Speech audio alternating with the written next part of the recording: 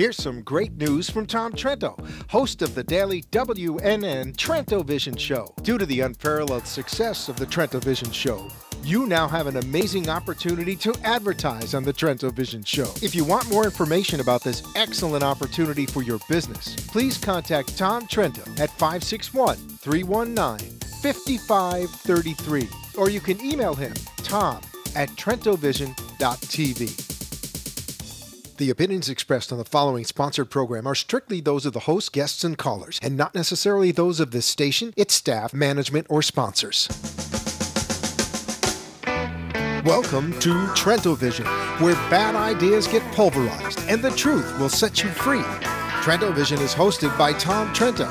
Tom can be reached at 561-319-5533 or tom@trentovision.tv. Listen and watch every weekday from 3 to 6 p.m. on AM 1470 WNN and trentovision.tv. Now, let's get a peek at Tom's view of the world. Here's Tom Trento. A state which is lacking, which must be embodied on its land, which is Palestine. The world is being asked to undertake a significant step in the process of rectifying. Get that guy off, will you? What is that? Mahmoud Abbas, give me a break at the United Nations. Get that guy off my screen here. Man, oh man. What a scam. What an absolute scam. Welcome to the UN, where terrorists have free reign to speak their free mind at the United Nations for 25% of the UN is actually funded by the United States. Hey man, it's America. The crazy people can come here and do whatever they want. You know, there's sort of a poetic beauty to that. And he's the moderate one. If you knew his background, I mean, he's the moderate one. Yeah, Mahmoud Abbas runs the PA, Palestinian Authority, and the Palestinian Authority is the entity that's supposed to be the primary governing body for Palestine. There's 3 pieces of dirt for Palestine: the West Bank, Judea, Samaria, then over on the western coast, Gaza. But everybody neglects to say the eastern Jerusalem is part of the package here. So what the UN is voting on is cutting Jerusalem in half and saying Jerusalem, and I guess it's just the Democrat Party who threw Jerusalem and God out of their... Right. Veto. Welcome to Trento Vision. How are you? Guido. What did I say? I said Vito. Volente. Yeah. Vito was in the... yeah, I know. Vito. Hey, it's your nickname. Hey, Vito. Hey, Vito. Roger, your cousin is he told us all about you, Guido, and big mouth. Roger can carry on a conversation, that's for sure. He's a good guy, and he said, you got to get my cousin on. He's phenomenal. He's brilliant. He's this. Guido Valente. Yeah. I said, of course. You know, yeah, right. I said, of course, you know. And then we did a little research, and you've got a book out, and you're writing like crazy. Roger sends us all your stuff too, and you write very well. You know? Thank you. I want to get into a couple of things. So what is his book? We'll get into that. But you wrote a little piece on Susan Rice the other day. But you sat here for the past 20 minutes or a half hour in our studio before you came on. And, you know, you're kind of a Renaissance man, too. I read the book. What are your thoughts on what's going on in the UN right now? The first thing that should happen is that we need to cut entitlements. And the first entitlement we should cut should be the money we give to the UN. That's yes. So you agree with Orrin Hatch's proposed amendment? I think Donald Trump should be given that building free. I like that. And make apartments out of it. Right? Whatever he wants to do with it, he can open another Trump Golden Nation. Girls Trump Nation. Trump Nation. Whatever he wants, he'll do a good job with it. He'll fumigate it, and that's the first. Other than that, look, this is the direction that the world order has been working toward, and we have been maneuvered into this. And no matter how they maneuver us, whether it's underneath where we don't see it, or if they do it, something falls out of the sky, hits us on the head, we deny it. And we're in total denial in this country. And as long as we're in denial, doesn't matter who the enemy is, they can walk all over us. And they're doing it. Israel, I've been a friend of Israel since the beginning, since they first started. And, I don't want to go into my history, but I actually do want to go into a little bit of your history. You're in here, the viewing and listening audience doesn't know who the heck you are. And the viewing audience is going, what's going on? Somebody's wearing a tie on Trento Vision. What's with the tie, man? No. Were you going on a date afterwards, or what are you doing? I'm the suit. Okay, perennial suit. You're the Wall Street guy. That's right. I forgot. Right. You're the street guy. You're the guy that caused all the trouble in this country. That's right. I didn't start wearing sport jackets until 25 years He's ago. the center here, yeah. Well, why don't you give the viewers, listeners, a little overview of who you are, why you're here, and if people want to come in, 888-565-1470. Tom Trento, your host with the disembodied voice. You saw his body in the past hour. You will in the next hour, but in this hour he's disembodied again. Kicked to the side. Invisible Mike, and we're missing our CJ. Oh, she's probably listening, but she had some personal stuff to deal with. So we have no cookies today and no crunchy bars. But we will we'll army through. We'll make it through. So Guido, tell us a little bit about yourself, please. Well, I'm an old timer now, I guess. You look in the mirror one day, you see your father, and that's pretty good. So at some point in life, I was a stockbroker, and I was a car salesman in my first life. Successful car salesman, I might add. As a young guy, you were a young guy. Yeah, when I was cars. a kid, before I was married. $300 a week you were making selling cars, and that was a lot of money back. That was a lot of money. Talking about the 50s, and what kind of cars were you selling? DeSoto. I sold the last '57 DeSoto. Oh, okay. As the taillights went over the dad curb, had one of the those. company went out of business. Yeah. You should have kept that car. I should have kept That's it. a good car. But I love that car. Yeah, well. You probably sold The it. cars come and go. I sold a few of them. How much was a DeSoto in the 50s? Oh, probably about $900. Oh my God! Yeah, that's all. It was about $900. Me. I had a neighbor. I grew up in Newark. Where are you from? I was born in Jersey. I was raised in Brooklyn, New York. Where were you born? Born in Woodbridge. And your family came from where? Well, my father from Frosinone, which is between Naples and Rome, and my mother from Sicily, which is the boot. Mine was the other way around. My father's from Sicily, his family, and my mother's from Tiora, just outside of Naples. If they would have crossed, we would have been brothers. Do you still make macaroni on Sundays? Of course. And Tuesdays. You got on Tuesdays. Okay. You got to have us over for macaroni. Absolutely. I got to do the test here on you. What exit? What exit is what? Oh no, you grew up where in Wood? How long were you in Jersey? Oh, I don't remember it. Oh, okay. There's a joke. The first words that came out of my mouth, they said, we have to take him to Brooklyn. That's the only place they'll understand him. But one of the tests, if you're from Jersey, you can answer immediately what exit. Yeah. You know what that means if you're from Jersey. Yeah, and it's right. the Garden I don't State even Parkway. know. Yeah, it's the probably Garden State exit Parkway. 7. I don't know. You in Woodbridge? No. You were in the 60s or something like that. You're by the bridge, right? The bridge that went over the Raritan River? Yeah. Is that Woodbridge? Woodbridge is right there. Not the Turnpike. You're talking about the Turnpike. No, I'm talking about the Garden State. Yeah, no, it's not 7. The other way. No, yeah. So you don't know. You've never been to Jersey. Get out of here. No, I know New Brunswick is exit 9. Okay, there you go. That's 9 on the Turnpike. Oh, okay. Yeah, they're 2s and 3s on the Parkway. But I've been down here 30 years. My brain is baked. Yeah. Well done. All right, so you moved to Brooklyn and you got involved selling as a kid automobiles. Then you got involved in the street. Tell us about that a bit. You're talking about Wall Street. Yeah. Well, when I was one day selling cars, my boss was a guy named Hal Terry, and there was a guy hanging around the showroom. It was my day to work on the new car floor. I was the manager of the used car lot, Right. but I had to put time in on the floor for the new cars. And there was a guy hanging around, and that evening my boss called me and introduced me to this guy named Bob Gravis. And Bob was obviously a guy who was well suited. He had $300 worth of suits and $300 worth of shoes.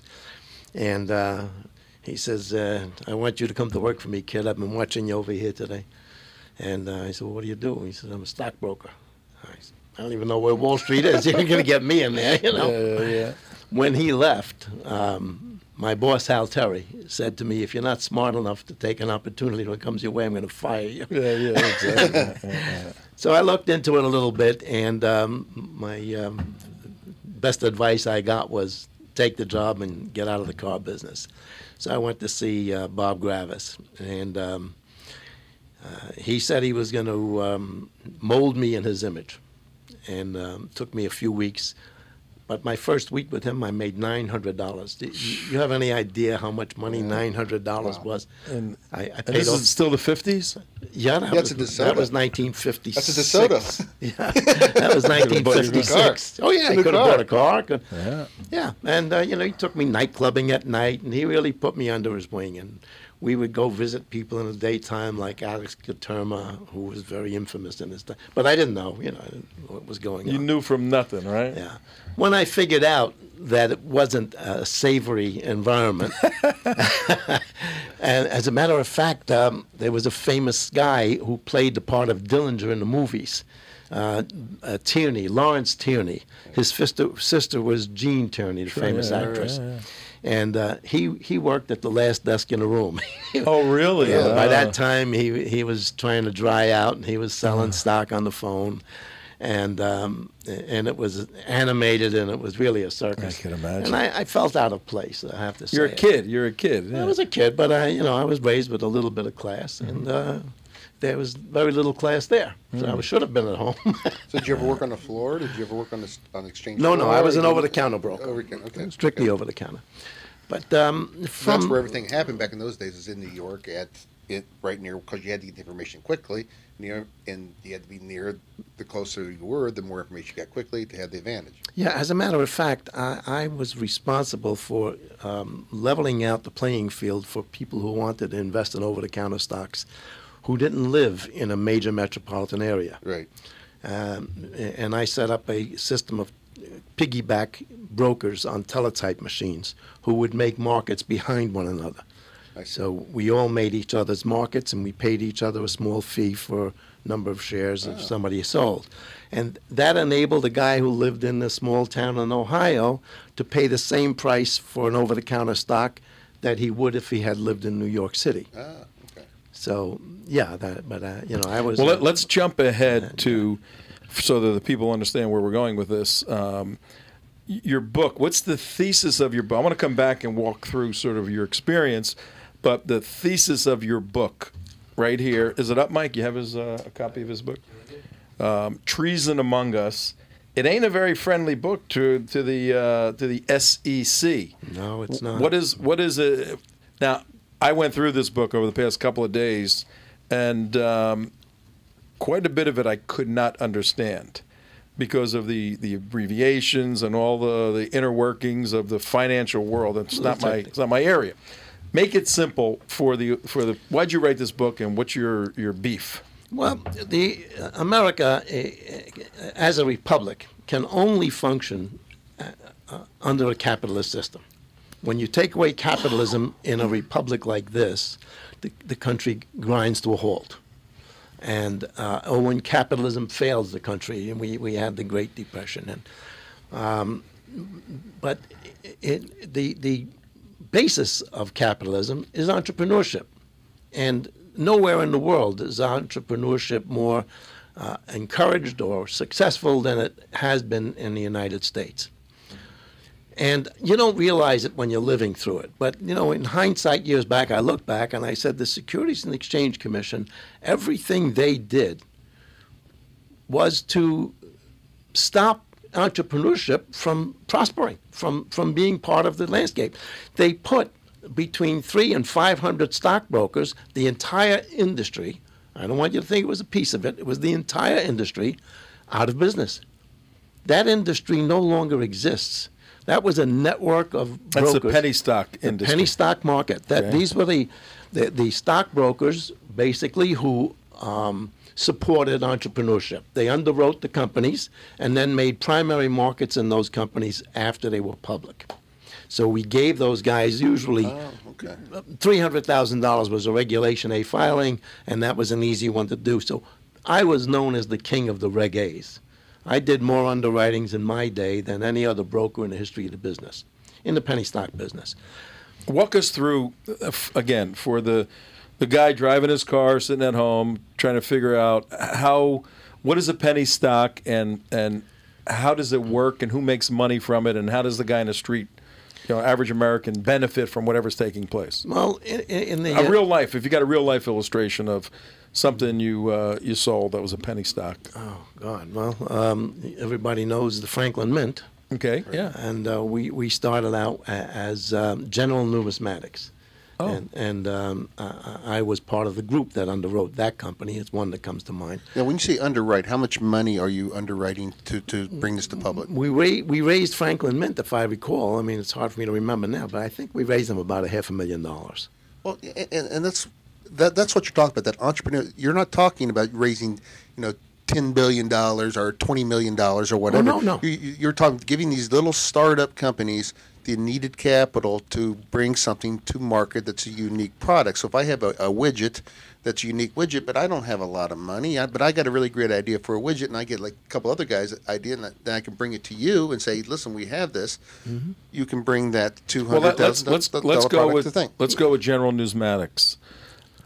Somebody came to you, or how did these people find you? Well, I was working for a guy at the time, but they go to a stockbroker and they say, we are the Franklin Mint. We make coins for casinos primarily, and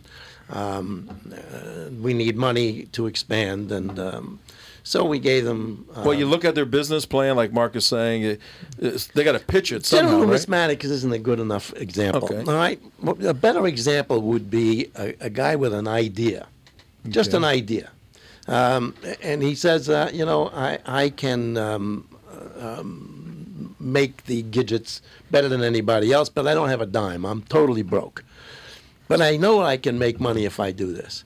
So, you look at the guy, you take his temperature. If he's a live guy, I learned early on in the business that you can't pick winners and losers. Really? Obama does that. Yeah, right. I was never able to, and I never met a stockbroker who could. Oh, really? Okay. You can't pick winners and losers because it's like having a crystal ball. Yeah. Guy with the best idea in the world goes out and breaks his foot, and it's over. So all you invest in is management.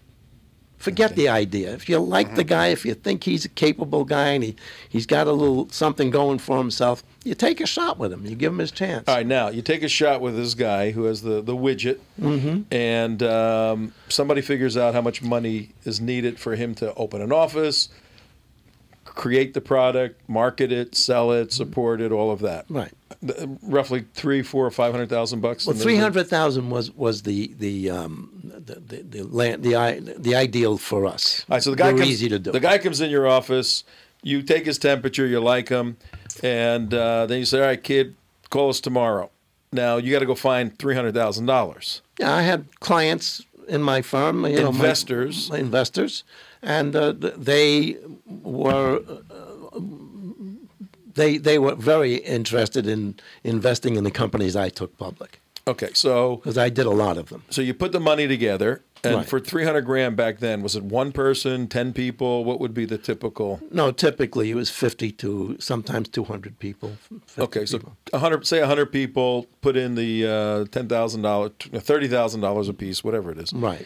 And $3,000 a piece, and more like 3,000. Yeah, $3,000 a piece. 1,000. All right, so everybody put a little bit in. It's not going to devastate their lifestyle. Right. You got this chunk of money, and what happens next? Well, the guy goes out and he buys a You give him the car. money? You give him the money. You write him a check. You have a closing. You give him just like you buy a house. You just bought a company. What is there's no collateral, nothing like that? Very seldom. It's a pure venture capital. Venture capital, pure venture capital. And what is your take? I mean, how do you make money? Well, we worked strictly on commission, a percentage of what we raised. The SEC had guidelines, right, where between your unaccountable expenses, the commission on the shares, the 3%, selling group, and all those things couldn't exceed, and I believe in those days it was 18%. Today it's a little more. All right, so everybody put $1,000 in, got shares, Right. and the guy gets his money. And what's a happy ending to this? Well, happy ending is the guy makes money and the stock goes from $1 or from 50 cents to $1. Who determines the price of the value of the stock? The underwriter. That's a negotiation between the underwriter and the company. That's when it's first sold. But Right. a year or two down the road. Supply and demand. So Okay. you come out with an IPO, initial public offering of 50 cents. No, you do an IPO? Yeah. Okay. So initial public offering, that's the standard price, which you guys determine. It says, okay, and back then there was no restrictions on buying and selling when you open an IPO. So if you have 50-cent IPO, it goes up to 75 cents in the next day. All the investors could share, but that got regulated down by the SEC too. Only the shares in the public hands were free trading. The shares that we got for doing the deal were part of what is also figured in that 18%, were tied up for a year at least. Yeah, those 144. So company stock is tied up for by a percentage. It's a little complicated, but after a year they could sell a small percentage based on how many insiders there were and total shares and the volume in the market. So it used to be that way where everybody jumped up and they came up and they said, hey, we could go out and pick an individual house. What happened? What changed? Well, before you do that, let me get everybody up to speed here. I'm on a clock. I'm watching a clock here that we have to get stuff in. Hello, everybody. Tom Trento, 26 minutes after 4 o'clock. We're with Guido Valente. Say hello, Guido. Hello, everyone. Nice to meet you. And TrentoVision.tv and WNN 1470 on the radio side, 50,000 watts from North Miami all the way up through Fort Pierce. Go out on the turnpike. You can go to Kissimmee, because I've done it, and listen to the show. Or you can go anywhere in the world on an iPhone or a smartphone with iHeartRadio. We want everybody to download that. It's a great way to listen anywhere you are. We're on from 3 to 6 every day. And we're talking about stocks. But if you need a lawyer, we have Peter Feynman for you. He's one of our sponsors, Peter Feynman. Great guy, friend of mine, friend of the organization. Feynman Law, F-E-A-M-A-N.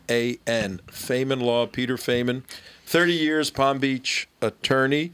And we mentioned earlier, he's a national committeeman for the Republican Party, for the state of Florida. He's the grand poobah who represents Florida in Washington, D.C. for the Republican Party. So he knows that stuff. Plus, on our national security issues, he's an expert on that, speaks all over the place. You could have him speak at your event.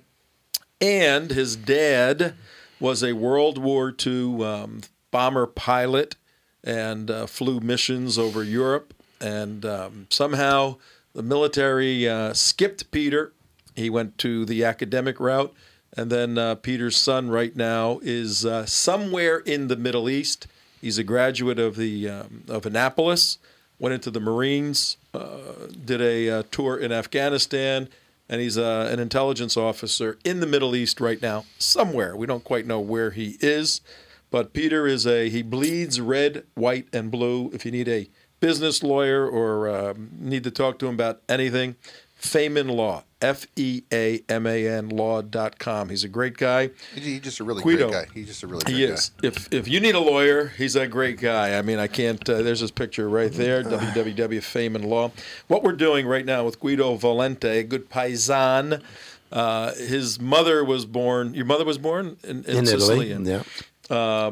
My father's family's from Sicily. And my mother's from the Naples area, and your father is, and we could have crossed paths, who knows, back then.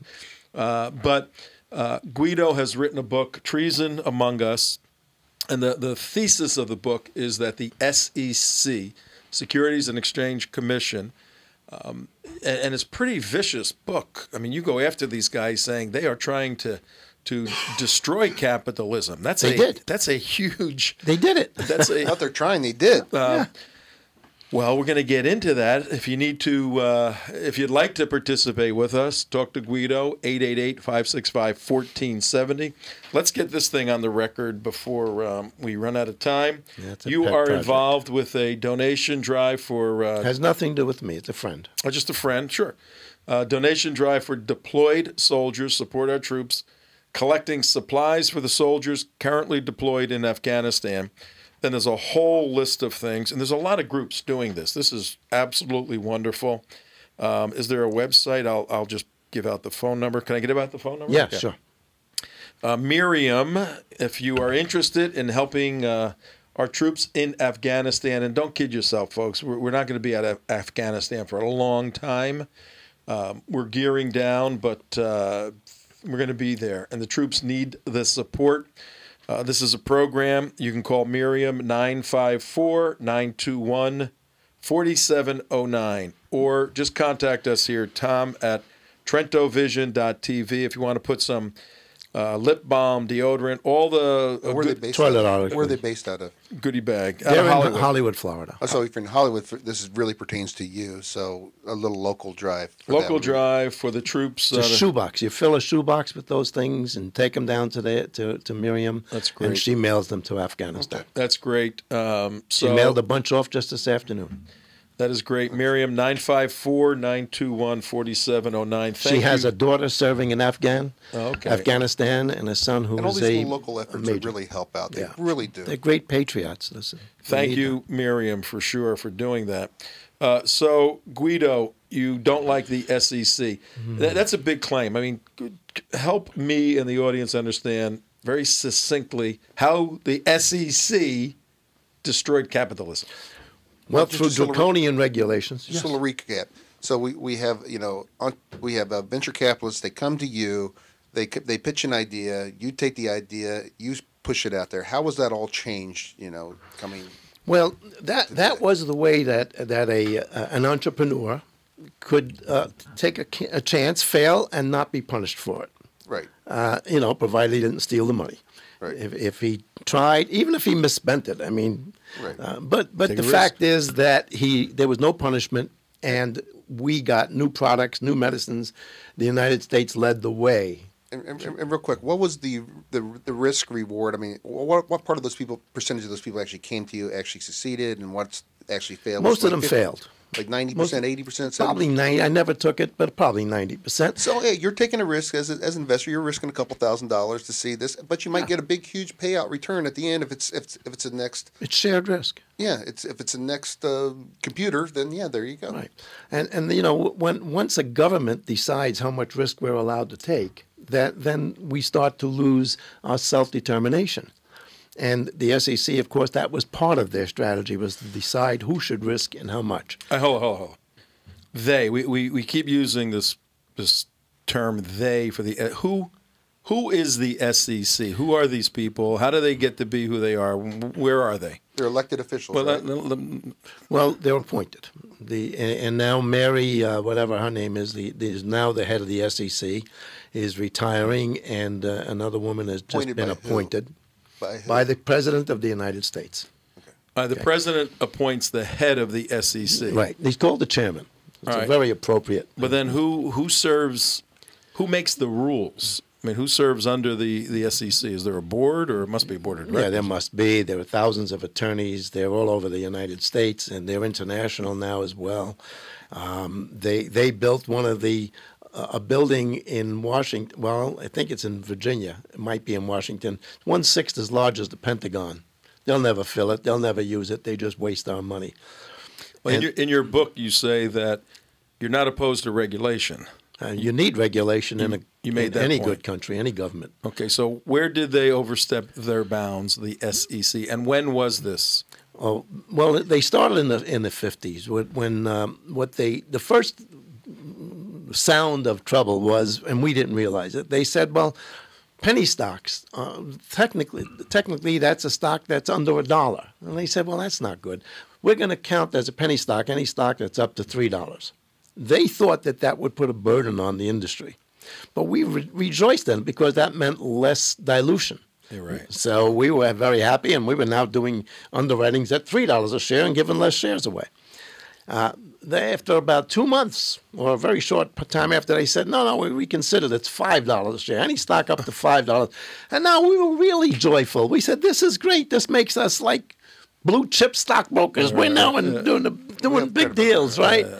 And then they dropped the other shoe. And they said, well, any broker that's going to advise an investor to buy a penny stock must have in his office, in file, a letter from that investor where the investor will put in writing that he could afford to lose 100% of his investment. And about 80% of the stockbrokers went out of business. I mean, because that's the whole point. The whole point is you don't have the money to come there, so why would you? Wait. Let me get this. I'm not getting this. Okay. The original penny stock was $1 or so. Up to $1. Then it was bumped to $3, then $5. I'd be curious to know why they kept upping the minimum. It's a larger net. When they say now anybody that trades in $5 stocks, there are a lot more brokers that are dealing in penny stocks. Okay. So if you're going to kill the industry, let's define the industry up to $5 a share. Why would a division of the United States government looking to help the country, why would they have a plan to destroy the industry? What didn't they like about the industry? Well, the industry, penny stock industry. The penny stock industry.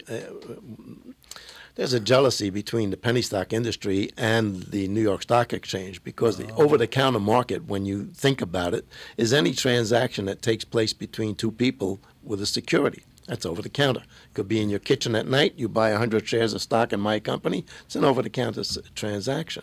Okay. Merrill Lynch tried very hard to compete back in the 50s. And they began running long ads in every newspaper on the right-hand side of the page with a picture of their bull and saying, if you want an over-the-counter broker, call. You want to buy an over-the-counter stock, call your over-the-counter broker at Merrill Lynch. Oh. And then all the little guys in the world said, I can have an account at Merrill Lynch. And they flooded Merrill Lynch with $300 accounts. So and we lost a lot of our following. You know, you call a guy up, my account is with Merrill Lynch. Oh, yeah. Guy's making $80 a week. He's got an account with Merrill Lynch. Then Merrill Lynch was inundated, and we had no computers in those days. So they said, no, to have an account at Merrill Lynch, you have to have a minimum, I think it was $3,000 in your account.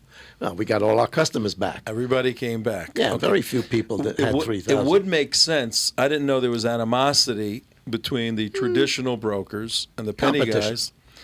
I could see the big guys sending their lobbyists to D.C. saying, get rid of these guys for us. You know, I could see that happening. Well, they did that too. All right, so now you need to sign that document, and I've seen those documents. I mean, I was involved in a business at one point. We were going to do an IPO, and we had all these packets, and they had a form like that saying that they're a prospectus. They're a seasoned investor. They understand the risk, and they can lose this money. Qualified investors. So what's wrong with that? Nothing. But you're saying for the little guys. Look, there's nothing wrong with it when it's working. Qualified investors, I'm not too sure that's whatever that is. That's American. It means that the SEC says you have to have a certain income and a certain net worth in order to speculate. Well, then go stand in front of the casino in Las Vegas. Yeah, right, exactly. But aside from that, that's the healthiest thing that keeps the middle class growing in America. And when you kill that industry, you stop producing a middle class, you stop producing new investments, new ideas, new products, because that's where they come from. What was the main impetus why the SEC wanted to kill that industry? Well, Franklin Roosevelt started the SEC in, I think it was 1933. Okay. And he appointed as the first head of the SEC John Kennedy's father, Joseph Kennedy. Okay. And he said at the time, because he was highly criticized for picking an infamous guy, Joe Kennedy was infamous in those days. Right. He was running booze. And they said, why would you pick a guy like Joe Kennedy to No, he's a complete drug runner. Well, actually, booze runner. Booze. But that. And Franklin Roosevelt actually said, I had to choose somebody like them who understands them to control them. Well, he thought he was herding cats. Yeah. But that's the DNA that's in the SEC, and there is no there never was a spirit of cooperation. It's not like your government. My first mistake, my first brokerage firm that I opened on my own, my lawyer and my accountant were dickering over how to fill out some paper. And I said, well, if you don't know, call the SEC. And they laughed at me. I said, what are you laughing about? And they said, well, you call them. They were teaching me a lesson because I was 26 years old. Well, I in your book, and if somebody wants to get your book, we're watching the clock here. And if somebody wants to get your book, how do they get it? Amazon.com, TatePublications.com, or go to any bookstore, and if they don't have it in stock, order it. Treason Among Us. Go to Amazon.com, Treason Among Us. Yeah, you get the electronic version or the printed version. When you started your first brokerage firm, or somewhere in your early career, you were rolling in like doing $1 million deals, and you were involved in buying Marina Del Rey or with someone. Franklin Roosevelt. Now you made me forget his name. The Franklin Roosevelt's oldest son owned the Marina Del Rey. I was trying to buy another marina, and he was telling me, buy it. Forget about the bones are buried.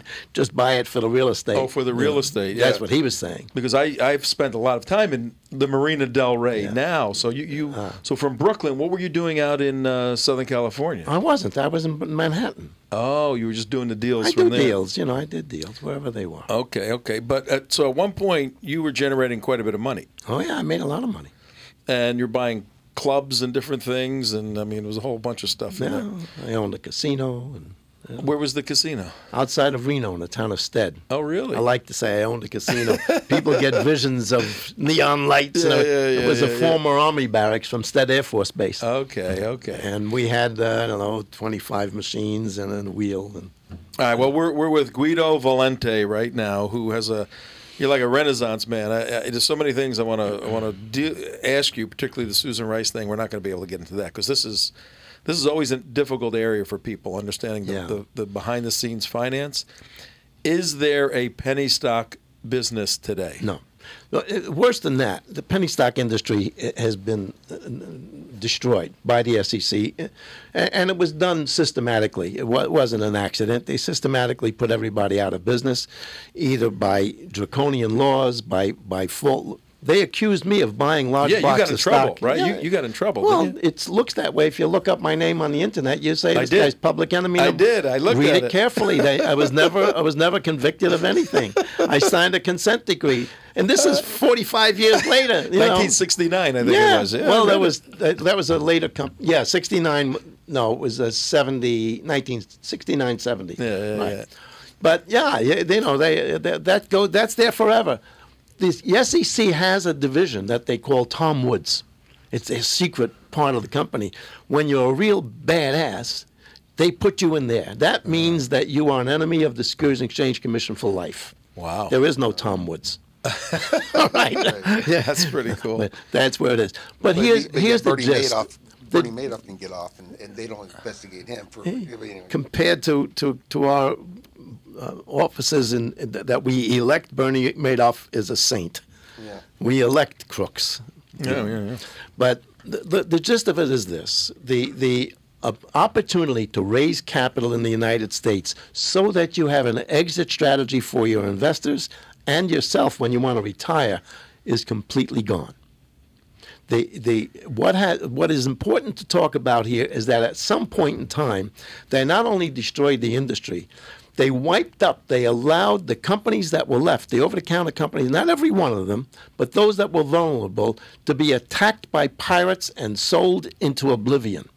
They called it naked short selling. Yeah, I didn't quite understand that. Well, that's a misnomer because short selling is a legitimate investment opinion. And you put up money to sell short. These people were permitted to sell into the market something they didn't own. So they created a sale, which on their books, they were now short stock that they never owned. So they had no investment. And companies that were traded in the over-the-counter market who were struggling to raise capital, their stock was put at a level, mill of a penny, where it is impossible for them to survive. And thousands of these companies went out of business. And the pirates that were permitted to do it with the SEC's full knowledge made millions and millions of dollars. Okay, and what they allowed to happen in that whole thing, the crime that still exists and will never change unless we do something drastic in America, is that the right of ownership which is the foundation of our American freedom, the right of property ownership. Life, liberty, and property, what it That's originally right. was. That has now been blurred. Because the DTC, which nobody knows about the DTC, that's the central clearing. They absolve themselves of all responsibility of seeing that transactions that take place are closed. What's the acronym DTC? I don't remember. But if it's Part of the SEC? No, it's a separate organization. It's quasi-government. It's a private company owned by bankers, and they clear the transactions. If Merrill Lynch sells something to Payne Weber, that transaction, the DTC, transfers the stock. Oh, okay. And but when all these millions of shares of over-the-counter stock were sold, the DTC said, well, it's not up to us to see if they're paid for. They're sold, and we just record the transaction. After that, it's out of our hands. Well, really, it was paid for, but nothing was delivered. You go buy a new Cadillac, and the guy says, here, your Cadillac's going to cost you $50,000. Okay, Mr. Cadillac, here's your $50,000. Where's my car? Oh, you don't get a car. You know? But you can tell people you own a Cadillac. You know? Okay, and that's what they did. They destroyed the right of ownership. Nobody knows how many shares are outstanding in my two old companies. One, by the way, Miriam owned with me. And my last company was Red Reef Laboratories. It's now called IFU, International Fusion, or something like that. I sold the company, bad mistake, because I gave it to thieves. And IFUS is still selling for 0.001. 0.0001. Right. And we don't know how many shares are issued and outstanding in that company at this point. We know how many the company issued. Right. We have no idea how many shares the DTC issued by pushing a button and saying, you need stock? We'll deliver it to you electronically. It's like the Federal Reserve and just keep printing money, in the United States. How would you like it if somebody walked into your bank where you hold your mortgage and the guy said, I feel like I'd like to own a piece of that house on the canal that Mr. Trent lives in. And the bank says, oh, really? We can sell you that. And you don't know about it. And you still own your house. You believe well, it you don't own it. Was the DTC part of this bundling packages of mortgages? Or No. Were they behind that at all? No. They're strictly the clearing agency. Okay. They just clear the transaction. They make an electronic notification to both parties. You bought, you sold.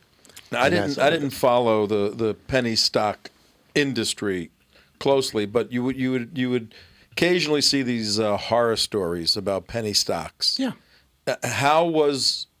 What are the horror stories? What were people doing to? Well, many of the companies that went public were misrepresented, and many of them were sold to people who shouldn't have taken that risk. There was a place for regulation that the government, the SEC, didn't handle that too well, but they did manage, if they thought that you were involved in something nefarious, or even if they didn't like you. I woke up one morning, my phone rang, and the guy told me that I made the front page of the New York Times and the Wall Street Journal.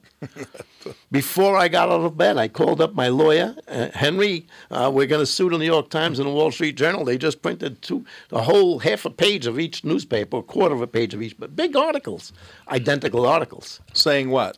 Saying that I bought large blocks of stock in Canada and redistributed them in the United States, and they were unregistered shares. And, if I had done that, you and I would be talking on an island now somewhere. But nevertheless, they said it, and there goes your reputation. And I called my lawyer, and I said, we're going to sue them today because they just printed all these lies. But he said, go back to sleep, Guido. They've got sources. You can't sue them. Yeah. I said, well, who do we sue? He says, go back to sleep. I'll talk to you later. There's nobody to sue. Nobody to go after. Right? But the SEC came after me and accused me of those things, and I was the first broker in the history of the business to fight them, and you're not supposed to. You're supposed to say, you got me. Where do I sign? I'll sign a consent decree, you know. But I fought them because, you know, in my day, if you had $5 million, $6 million bucks, you were a very rich man, a little bum, you know. Yeah. And so I thought I was king of the hill. I said, they're not getting me. You know, when I do something wrong, they could have me. Well, you know, I ended up sitting in Hamer Budger's office in Washington, D.C., threatening him, telling him, I dare you come to your office. Right? Sat there for 2 days. Yeah, because I wanted a fair hearing. There is none. And their goal is to destroy the industry, and they did. In the process, they made it. Today, it is impossible for someone with, unless, you know, you have the exceptions to the rule, the electronic, the you know, internet companies that have made zillions of dollars because everybody wanted a piece of that exciting thing, and they created their own market, so to speak. But there is no broker that you could go to today and say, I have a radio show, I'm going to syndicate it all over the world, I need $1 million. Can't do that. There's nobody to talk to about it. I mean, you Really? can't do it. You can. They still left you opportunities, what they call in the Regulation D. These are private placements.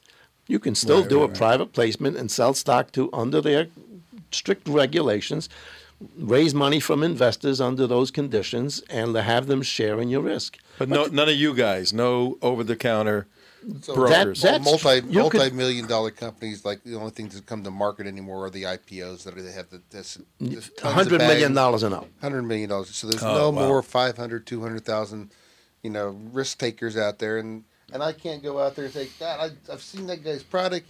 I want to put $2,000 on that. And he's got a great management. I think this thing's really going to just take off. You could put it in. That's You're not going to get stock for your investment. You'll get private company stock. You know, you'll But be you're a not. partner. But you're not going to get a. There's no 300 exit strategy. Wow. Yeah. Oh, okay. That's Now, been now, the what is your message? We're coming down on the clock here. What is your message to America? What do you want everybody to know? I want everyone to know that what happened to me is just a story. It happened to a lot of guys. But what has happened to the country is what's important here. And what happened to the country is that 50, 60 years ago, somebody instigated our government to go after capitalism. It didn't start with Obama. He's big cheese now, but he's really a nobody. He's going to go live in some $20 million house that somebody gave him if he ever leaves office. And He lives in a $1.6 billion house as of today. right, how fast he came out of that little condominium, wasn't that? Yeah, not kidding. Uptown. So, yeah, people have to know that this has been a conspiracy to destroy capitalism, and the only people who have a plan that they feel they would gain by destroying capitalism are the Muslim Brotherhood, created in 1928, and we've been going downhill ever since they came to business. And through political correctness today, we're not allowed to say who they are. We're not allowed to call a terrorist. And today there are 800 prison camps built throughout the United States that don't have any inmates, but they have guards waiting for company. Who? Who are they waiting for? I said, they have a room for me. And I wrote today, if you got a chance, that any people who voted for Obama who think they're going to get a free ride, they have another guest coming because they get punished for stupidity. Yeah. Well, there was a gun dealer in Texas, I believe. He said he put a sign out in front of his store, and it went on the internet. It said, anyone who voted for Obama is not allowed to come in my store and purchase anything because you've proven that you're too irresponsible to make a Right. decision. And his business is booming. His business is booming. Right. People from all over America are calling in. Stupid people. So get what's the action step? What do you want the viewers, the listeners to do?